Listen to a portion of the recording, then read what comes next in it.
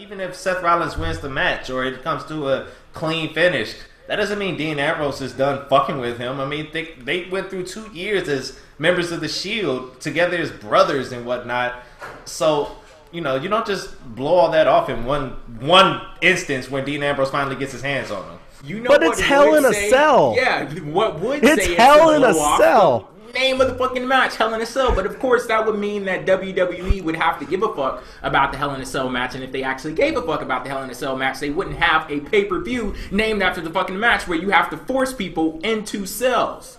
The only thing they could do more extreme than a Hell in a Cell match is a briefcase on a pole match. But back to Randy Orton and John Cena.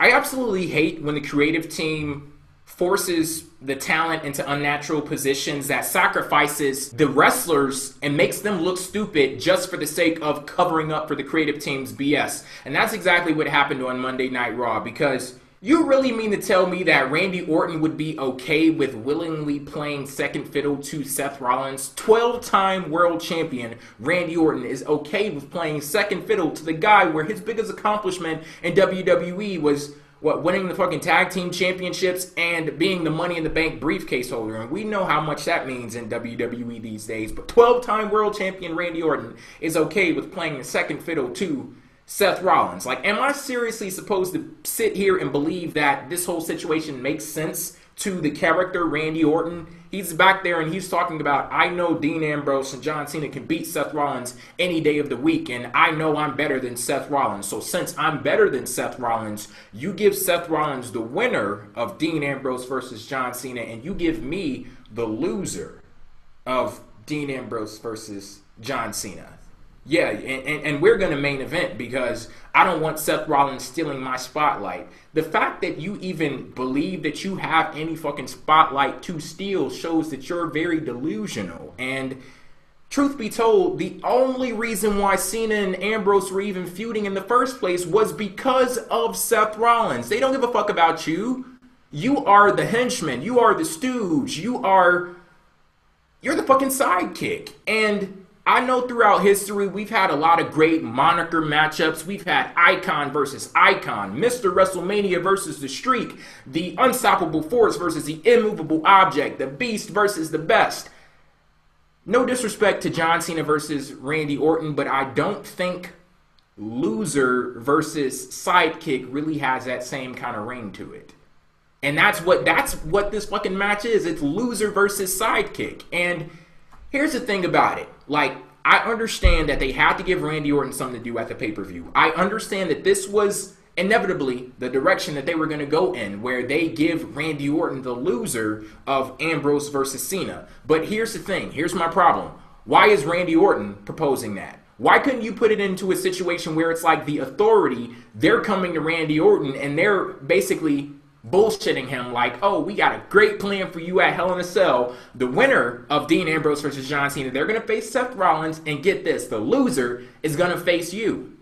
And what that does is Randy Orton, if his character had some intelligence, if they booked him with some fucking smarts, he would say, this is bullshit. Like, why are you giving me the scraps? And that would motivate him to go out there and show up Seth Rollins. That would motivate him to go out there and whoever his opponent was, beat the hell out of them so he can start capturing that spotlight back. The spotlight that you don't have, that you can actually get it. Like, show up Seth Rollins. And, you know, we did get that on Monday Night Raw, like the one-upsmanship between Randy Orton and Seth Rollins. And I'm hoping that this is a sign of WWE getting back on the right track with Randy Orton's character. But this was a grand misstep that could have easily been avoided. And it sucks for me to sit here and say this about Randy Orton coming off like a friggin' fool when you see brilliance when he's in the ring. Like, you see those flashes of brilliance. Like, that match with Dolph Ziggler, great match. Even before you got to the end of the match with that amazing RKO. I'm calling it the RKOMG because that's how fucking awesome it was. Like, when you see brilliance from Randy Orton like that, it's very disenchanting to see him being backed up with bullshit booking. But at least they gave him the match he needed at Hell in a Cell.